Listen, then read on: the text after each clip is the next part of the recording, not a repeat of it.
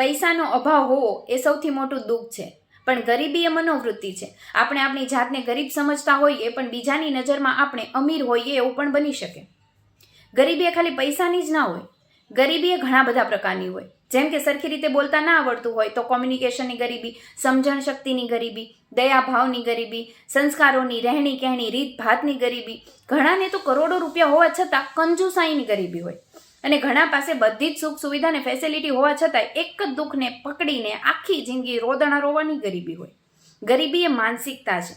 સંબંધોમાં અમીર હોય પણ પૈસા ટકે ગરીબ હોય, ઈમાનદારીમાં અમીર હોય પણ ઘરમાં સારું ના હોય, પણ ગર્વથી જીવતા હોય અને સાંજે હોહા વગર સૂઈ શકતા હોય તો એને પણ અમીર જ કહેવાય.